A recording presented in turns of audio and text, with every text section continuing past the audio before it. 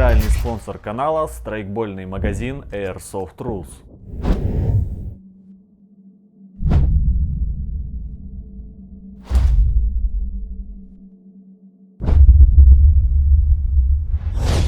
Всем привет, с вами Евгеньевич, вы на канале Red Army Airsoft, и сегодня мы будем смотреть на вот эту крутую штуку. Это шестизарядный гранатомет, страйкбольный, разумеется, от компании ICS. У этой штуки есть вполне себе боевой прототип, разработанный в 1981 году. 40-мм гранатомет MGL от южноафриканской компании Milcor. Он использует стандартные низкоскоростные выстрелы калибра 40 на 46 мм LV, такие же, как в американских гранатометах М79 и М203. А в 2005 году первая партия из 200 гранатометов была принята на вооружение Корпуса морской пехоты США под индексом М32. Особой популярности этот гранатомет не нашел, но некоторые подразделения, например, разведка Корпуса морской пехоты, его все-таки использовали. А еще такой гранатомет был установлен в первом костюме воителя. Это когда Роуди угнал у Тони Старка его костюм Марк II и прокачал, навесив кучу разных пушек. Все пруфы в фильме «Железный человек 2».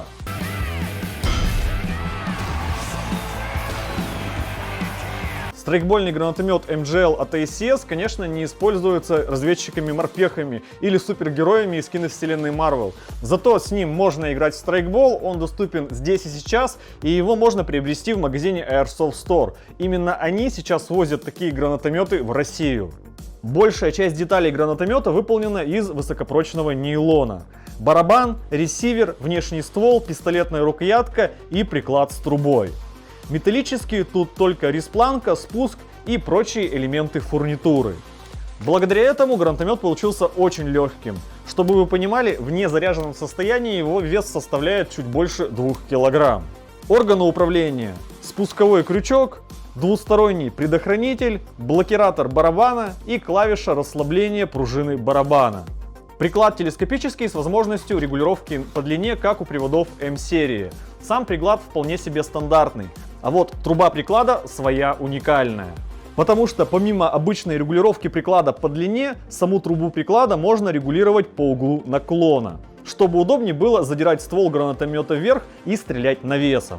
Ствол, кстати, тут имеет чисто декоративную функцию, потому как по диаметру он больше, чем 40 мм и по сути нужен только как база для цевья с респланками, на которые крепится вертикальная рукоятка, без которой, кстати, пользоваться этим гранатометом будет очень неудобно.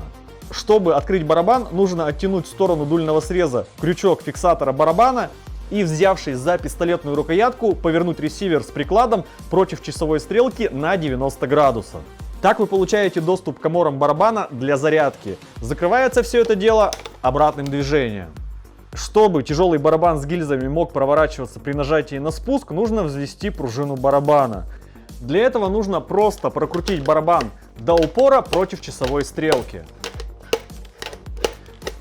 Пружина взведется, и барабан будет сам поворачиваться, меняя коморы перед стволом после каждого выстрела.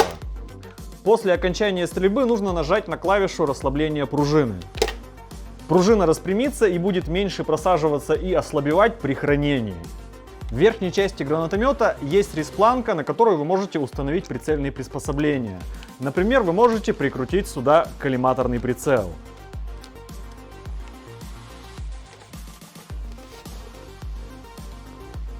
В основании приклада и на цевье есть гнезда для крепления быстросъемных антабок для ремня. Антабки, кстати, есть в комплекте. На самом цевье есть 4 респланки для крепления дополнительного оборудования. В комплекте с гранатометом есть ручка и быстросъемная антабка на респланку. А теперь самое интересное, как эта штука все-таки работает и с чем ее можно использовать. Принцип работы простой. Нажимаете на спуск, он через тягу действует на толкатель, толкатель давит на выпускной клапан гранаты и происходит выстрел. Штатно такой гранатомет предназначен для использования с газовыми дробовыми гранатами, которые заправляются грингазом, снаряжаются шарами и потом выплевывают облако этих шаров на 15-20 метров. В теории, если зарядить такой гранатомет с 6 такими выстрелами, то должен получиться некий убер-дробовик, почти как двухстволка в Doom. Но мы все понимаем, что такой гранатомет-дробовик очень специфичная штука, и мы живем в России и привыкли пользоваться гранатометом как гранатометом, то есть стрелять гранатами, которые сначала летят, а потом взрываются. Производитель вообще-то не рекомендует стрелять из этого гранатомета выстрелами на вышибном заряде, но мы все равно решили попробовать. И вот что вышло.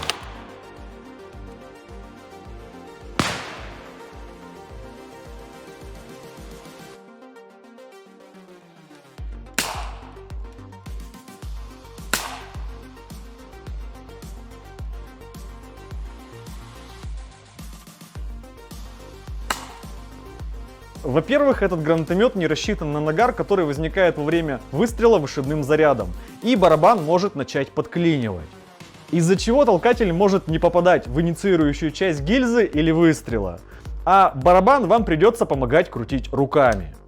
Во-вторых, непонятно, сколько такой гранатомет сможет выдерживать ударные нагрузки. Все-таки большинство деталей выполнено из нейлона.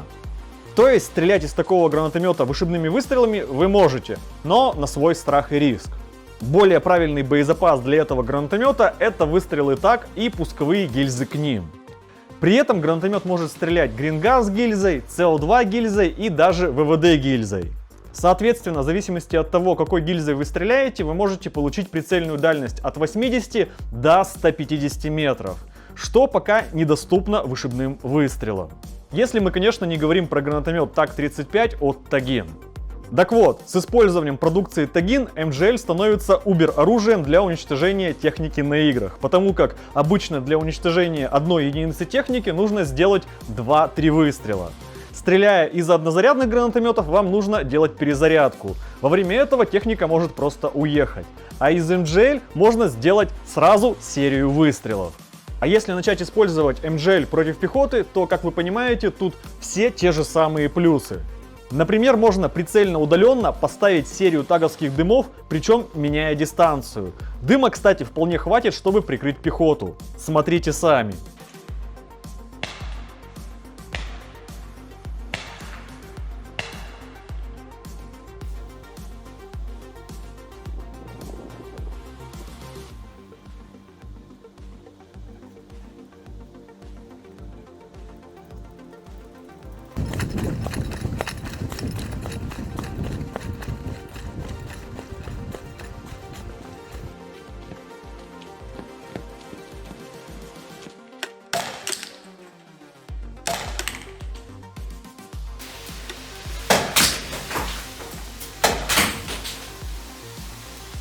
Вот это самое нарезка.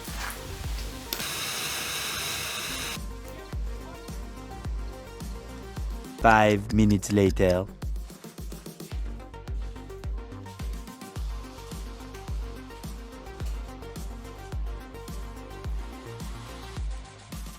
Или, например, можно сделать несколько выстрелов в укрепление или окна, и противник просто физически не сможет убежать от серии взрывов.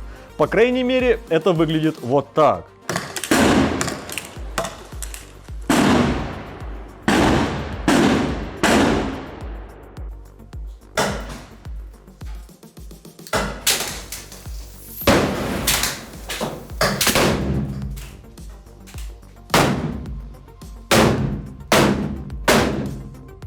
Еще возможность стрельбы сериями выстрелов позволяет быстро, не меняя положение стрелка, делать поправки и попадать.